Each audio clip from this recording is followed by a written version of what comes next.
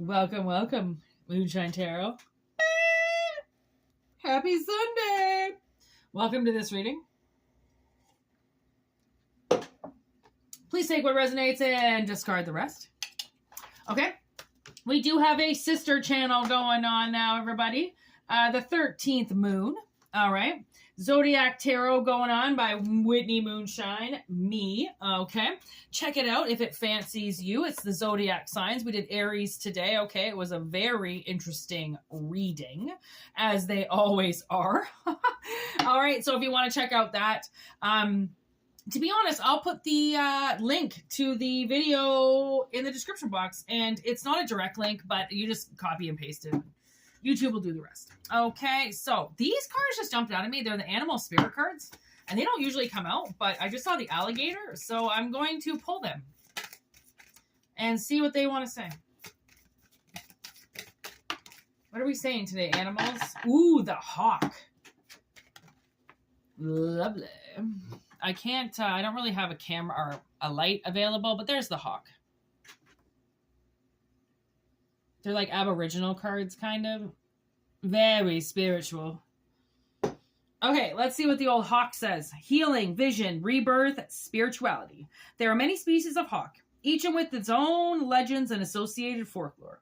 The birds have symbolized healing, freedom, vision, and rebirth. In Egyptian mythology, Isis, the goddess of abundance and fertility, assumes the shape of a hawk as she gives birth to her son, Horus, who then dies and is reborn. She also becomes a hawk to join her husband, Osiris, in the underworld. Native Americans associate the hawk with potent magic and use its feathers in healing rituals and in ceremonies to begin rain. And honestly, where I live,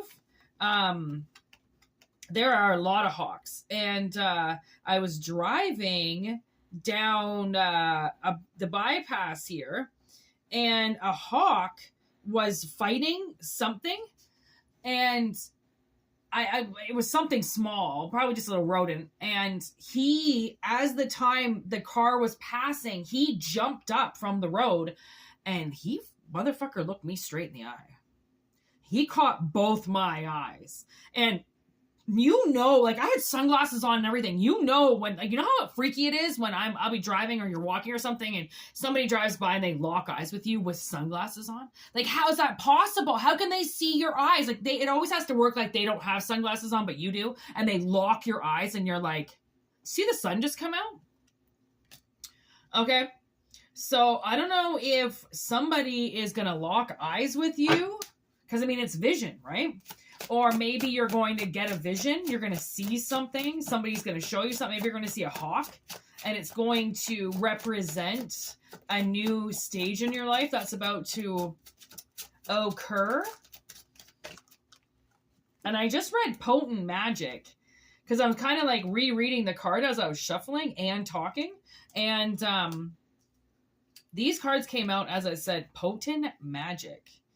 Okay, so if it makes sense, take it. If it doesn't, don't worry. Okay, these are general messages. So we have the volcano with sickness in reverse, serendipity, crash, good distractions. We also have dreams here. Ooh, okay, I put dreams up beside the hawk. So this is where somebody's going to get a vision in their dreams. Okay, and it's almost like I'm reading crash. Okay. And normally crash would be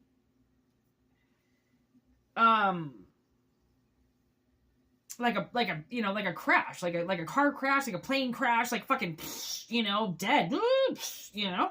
But serendipity, good distraction, sickness in reverse with volcano, I feel like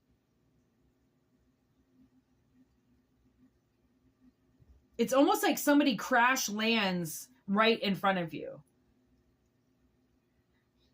Because, I mean, if you've seen the movie Crash, it's about serendipity, which is literally right here.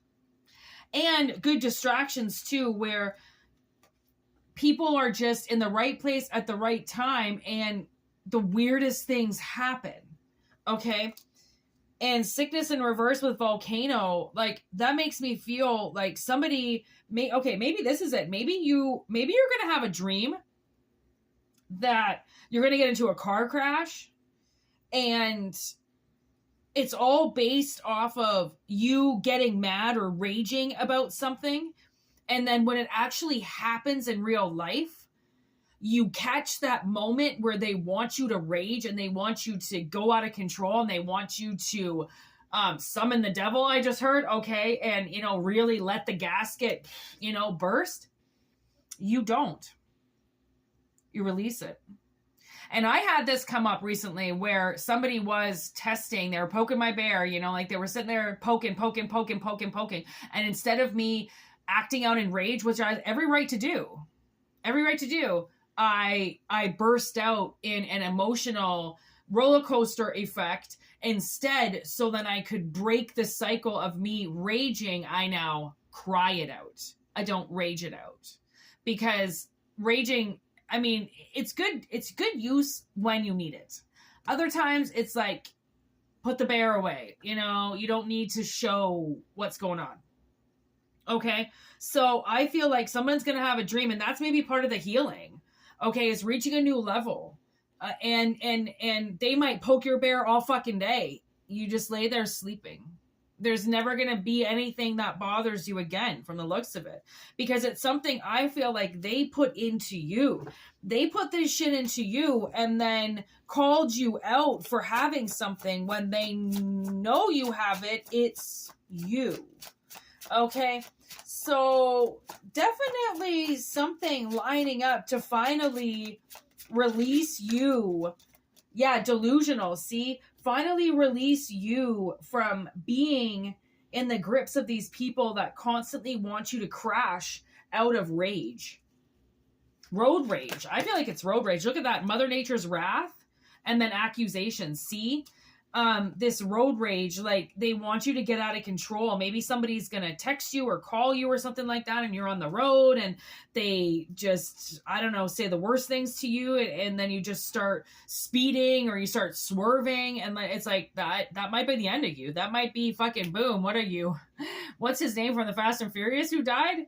Okay. Like, or Ryan Dunn, these idiots that get into their cars and drive around like they are in Fast and Furious. Okay. And might be like, there could be, I don't know, I'm getting potent magic. Like, remember, potent magic. Maybe maybe that's how they're trying to poke your bear. They're trying to do magic on you to get you to do something. But any magic involves the criminal to act it out. If you don't act out what they're trying to, see, that's what it is. If you don't act out what they're trying to do this magic with, it won't work. Okay. Facts, Dana Scully. Oh my God. And then there's the song lyric.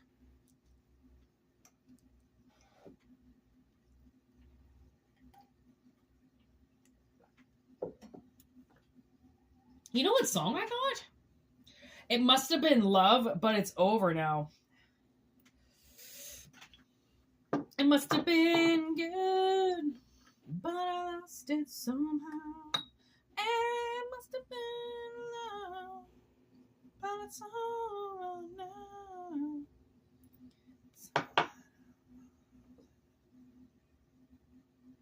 It's something about, but the waters run dry. Like, so again, if it's where the water flows, it's where the wind blows. Somebody has somehow affected your water. Okay.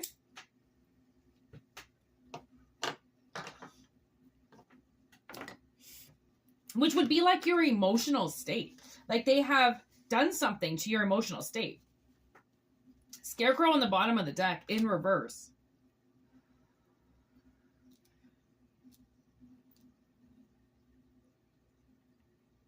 It's almost like these accusations. Okay. It almost seems, once you realize that there's patterns behind people's magic, that's where you win.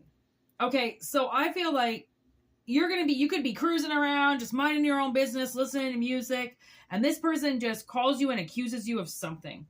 And now it's like, normally that person inside of you would react, almost overreact, or like, you know, again, rage out or something. Now, Scarecrow in reverse, I feel like their accusations now don't scare you, because that's all it is accusations to set you off when you know the accusations are not right. If you have the dream about something potentially happening and you getting hurt, this is why. It's almost like the dream is the premonition that this person is trying to get you to, you know, crash and burn.